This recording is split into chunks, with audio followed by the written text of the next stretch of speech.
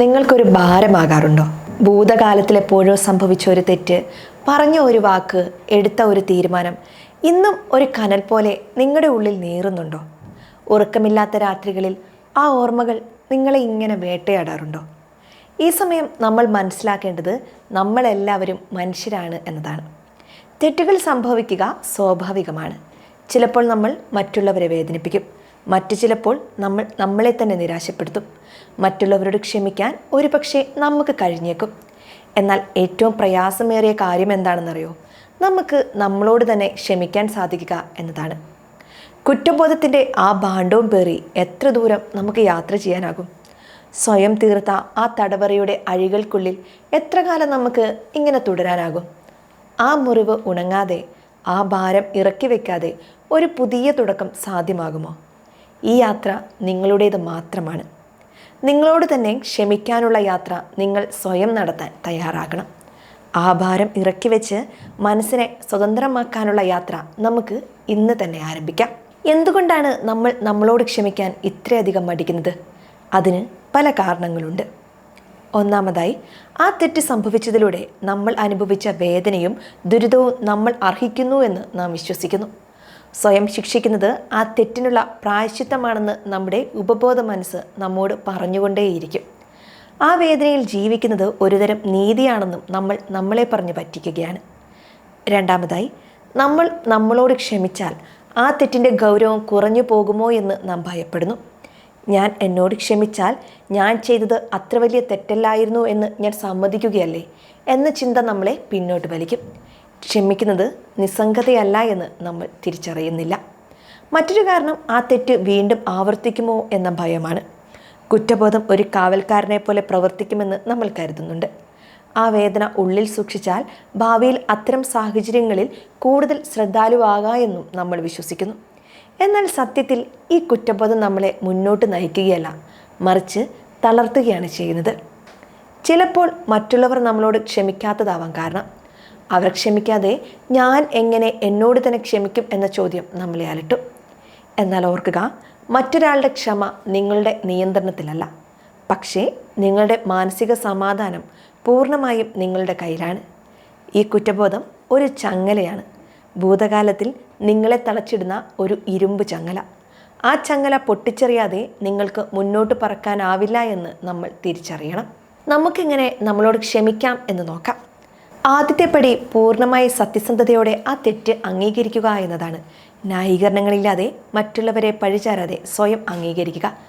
അതെ, എനിക്ക് തെറ്റുപറ്റി, ഞാൻ കാരണം വേദനയുണ്ടായി എന്ന് നിങ്ങളോട് തന്നെ ഉറക്കെ പറയുക. കണ്ണാടിയിൽ നോക്കി ഇത് പറയുന്നത് കൂടുതൽ ഫലപ്രദമാകും. ആ സത്യത്തെ അഭിമുഖീകരിക്കാനുള്ള ധൈര്യം കാണിക്കുന്ന നിമിഷം മാറ്റത്തിൻ്റെ ആദ്യ പടി നിങ്ങൾ ചവിട്ടിക്കഴിഞ്ഞു. തെറ്റ് ചെയ്ത അന്നത്തെ നിങ്ങളെ മനസ്സിലാക്കാൻ ശ്രമിക്കുക എന്നതാണ് രണ്ടാമത്തെ കാര്യം. എന്ത് സാഹചര്യത്തിലാണ് നിങ്ങൾക്ക് ആ തെറ്റ് സംഭവിച്ചത്? അറിവില്ലായ്മ കൊണ്ടാണോ, അതോ മാനസിക സമ്മർദ്ദം കൊണ്ടോ ഭയം കൊണ്ടോ ആണോ? ഇത് തെറ്റിനെ ന്യായീകരിക്കാനല്ല, മറിച്ച് ആ സാഹചര്യത്തിലെ മനസ്സിലാക്കാനാണ്. ഒരു സുഹൃത്തിനോട് നിങ്ങൾ കാണിക്കുന്ന അതേ സഹാനുഭൂതി, അതേ കരുണ നിങ്ങൾ നിങ്ങളോടും കാണിക്കുക. അന്നത്തെ അറിവും സാഹചര്യവും വെച്ച് എനിക്ക് അങ്ങനെയേ പെരുമാറാൻ കഴിഞ്ഞുള്ളൂ എന്ന് തിരിച്ചറിയുക.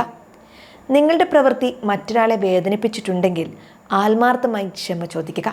അവർ ക്ഷമിച്ചാലും ഇല്ലെങ്കിലും നിങ്ങളുടെ ഭാഗം ചിലപ്പോൾ ശരിയാകും. ചിലപ്പോൾ ഒരു വാക്ക് മതിയാകും മുറിവുണക്കാൻ. പ്രവൃത്തിയിലൂടെ പ്രായശ്ചിത്തം ചെയ്യാൻ സാധിക്കുമെങ്കിൽ അത് ചെയ്യുക.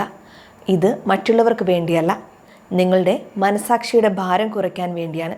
ഇത് നിങ്ങളെ കൂടുതൽ ശക്തരാക്കും. ബോധപൂർവം ക്ഷമിക്കുക എന്നത് മറ്റൊരു പടിയാണ്. നിങ്ങളെ അലട്ടുന്ന കാര്യങ്ങൾ ഒരു കടലാസിലെഴുതി അത് കത്തിച്ച് കളയുക. ആ പുകയോടൊപ്പം നിങ്ങളുടെ ഭാരവും ഒഴിഞ്ഞു പോകുന്നതായി സങ്കല്പിക്കുക. അല്ലെങ്കിൽ ശാന്തമായ ഒരിടത്തിരുന്ന് കണ്ണുകളടച്ച് നിങ്ങളുടെ കൈകൾ നെഞ്ചോട് ചേർത്ത് വെച്ച് ഉറക്കെ പറയുക, ഞാൻ എന്നോട് ക്ഷമിക്കുന്നു, ഞാൻ സമാധാനം ആഗ്രഹിക്കുന്നു, ഞാൻ സ്നേഹം അർഹിക്കുന്നു. ഈ വാക്കുകൾ നിങ്ങളുടെ ഉള്ളിൻ്റെ ഉള്ളിലേക്ക് ഇറങ്ങുന്നത് പോലെ തുറന്ന് സംസാരിക്കുക. അവസാനമായി ആ ഭാരം പൂർണ്ണമായും ഇറക്കി വയ്ക്കുക. ക്ഷമിക്കുക എന്നാൽ മറക്കുക എന്നല്ല അർത്ഥം. ആ അനുഭവത്തിൽ നിന്ന് പഠിച്ച പാഠം ഉൾക്കൊണ്ട് കുറ്റബോധം എന്ന ചങ്ങല പൊട്ടിച്ച് മുന്നോട്ട് പോവുകയാണ്. ഭൂതകാലം ഒരു പാഠപുസ്തകമാണ്, അതൊരിക്കലും ജീവിക്കാനുള്ള വീടല്ല. നിങ്ങൾ പഠിച്ച പാഠങ്ങളെ മാനിക്കുക, പക്ഷേ ആ പേജിൽ തന്നെ ജീവിക്കരുത്. പുതിയ അധ്യായങ്ങൾ നിങ്ങൾക്കായി കാത്തിരിക്കുന്നുവെന്ന് സ്വയം മനസ്സിലാക്കുക.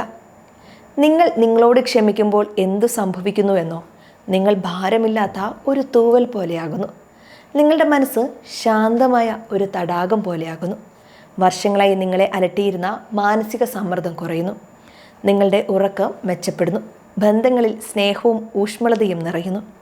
ക്ഷമ നിങ്ങളുടെ ഊർജത്തെ സ്വതന്ത്രമാക്കുന്നു. കുറ്റബോധത്തിൽ തളച്ചിട്ടിരുന്ന ആ ഊർജം നിങ്ങൾക്ക് പുതിയ കാര്യങ്ങൾ ചെയ്യാനും പുതിയ സ്വപ്നങ്ങൾ കാണാനും ജീവിതം പൂർണ്ണമായി ആസ്വദിക്കാനും ഉപയോഗിക്കാം. നിങ്ങളുടെ ഉള്ളിലെ സർഗാത്മകത പുറത്തു വരും. ഏറ്റവും പ്രധാനമായി നിങ്ങൾ നിങ്ങളെ തന്നെ സ്നേഹിക്കാൻ പഠിക്കും. നിങ്ങൾ ചെയ്ത തെറ്റ് നിങ്ങളുടെ ഐഡൻറ്റിറ്റി അല്ല, അതൊരു പ്രവൃത്തി മാത്രമാണ്. നിങ്ങൾ അതിനേക്കാൾ എത്രയോ വലുതാണ്.